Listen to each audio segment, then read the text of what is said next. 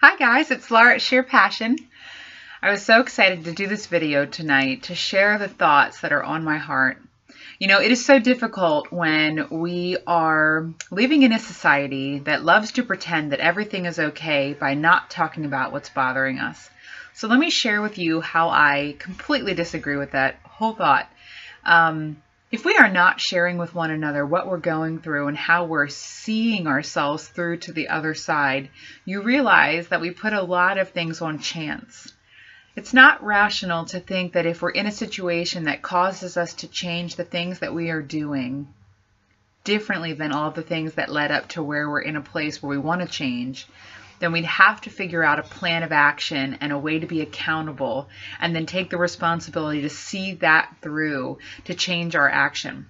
So, I've shared with you multiple times that I was so heavy in high school and I learned how to be an overeater and addicted to eating and relying on food as a coping mechanism when stress had walked into my life.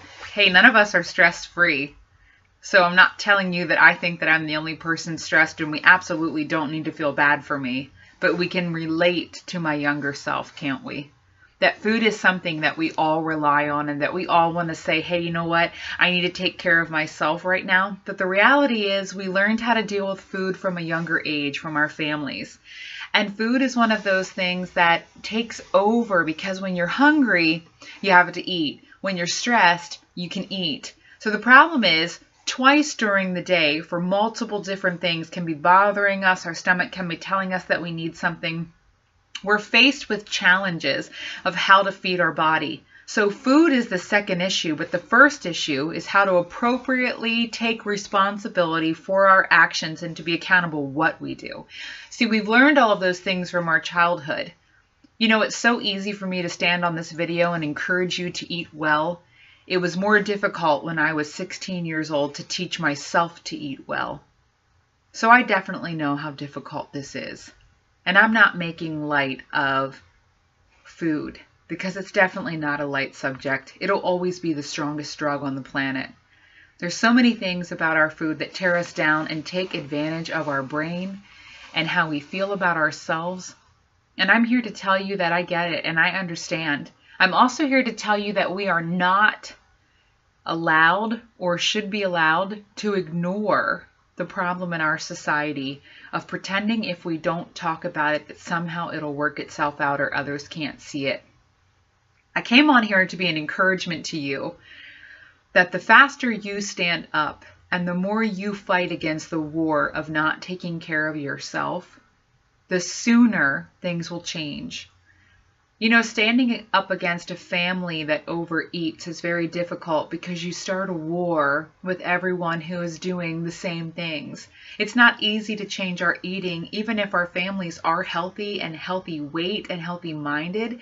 Whenever you go against that grain, it's hard to find people who will understand you. And I get that. But you know what?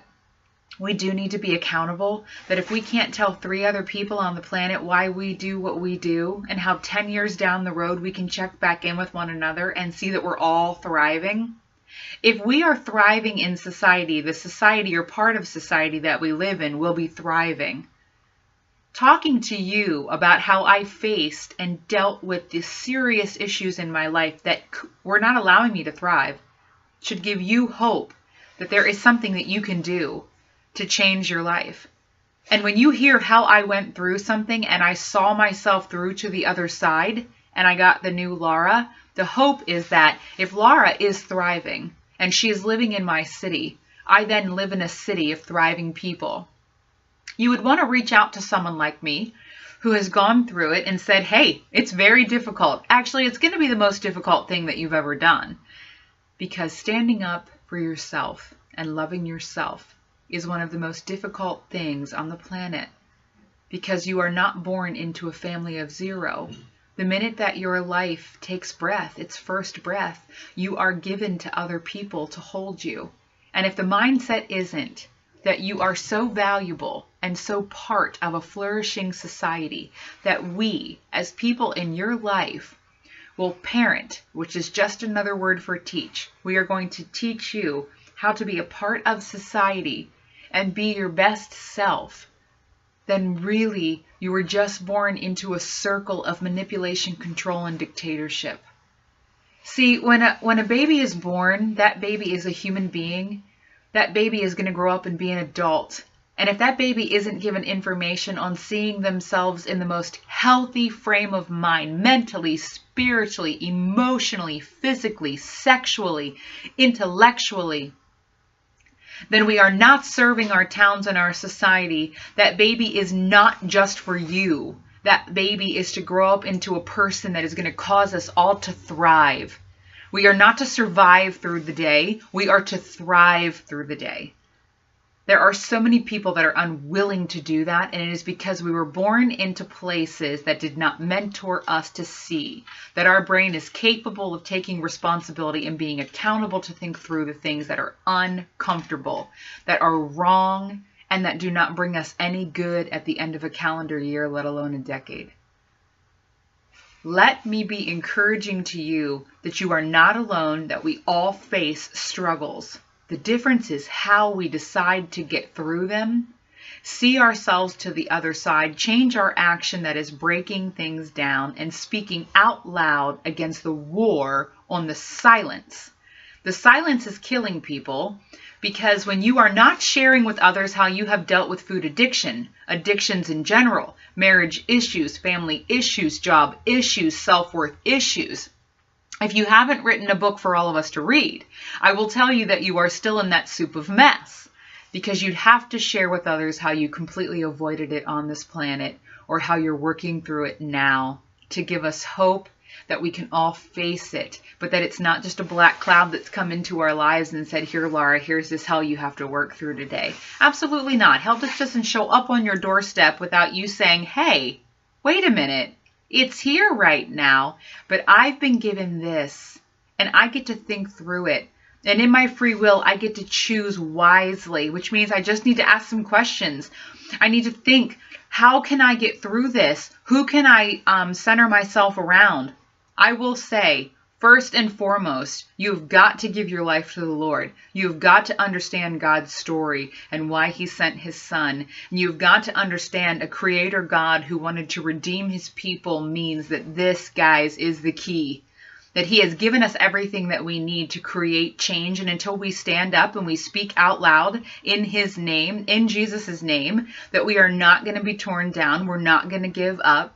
Until you're sharing with others how you are seeing yourself through in the dysfunction, or you're getting others to ask you questions of what they might be able to do to also move through that type of dysfunction, then how are we doing it? I need to know how we're doing it. And if we aren't able to tell each other as adults, then I would question as parents if we would share it with our children. Folks, it does not arrive on the children's plate when they turn 16 or 18, when they can leave the home. These are things that our children need to be taught. And I will be honest with you, adults talking about it in front of children would give children an understanding that these things really do happen and that adults face them. I don't hear a lot of adults talking about these things. It's like a secret if people are in counseling, or it's like a secret if somebody's working through an addiction. Remember, addictions start when they were children, which would mean we'd go back to the parents, which would mean we'd then go back to the grandparents. So it is funny to me how we think that addictions just poof out of thin air. They all have a beginning. They all have a rational reasoning of neglect and self-worth issues that stemmed from our childhood. The reality is, until people want to forgive themselves as an entire whole family tree, as an entire society, that we've missed the boat, and take full responsibility for the age that we became capable of understanding that we didn't need to participate in it as well, we are going to have a really long road called reality check. The reality check for me is we do not need to participate in that. And I am absolutely one person on this planet that disproves all of this mumbo jumbo bull that people throw out, whether you're in the post office, whether you're at church, whether you're at your family get-togethers, until we can actually say how each person can stand up and take full responsibility for every action that they choose. We don't know what that looks like yet. It's just Monday. I'd like it to be Monday makeover. I'd like our thinking to change. I'd like our perspective to change. I'd like mine to. Constantly refining my brain and constantly working on being better takes effort. And greatness requires you to be under lots of heat and pressure. All right, guys, that's enough for Monday. Woo, that's a lot. 10 minutes. Check out the blog, Sheer Passion to Blog at blogspot.com. SheerPassion, the number 2, blog at blogspot.com. Talk to you soon. Have a great week.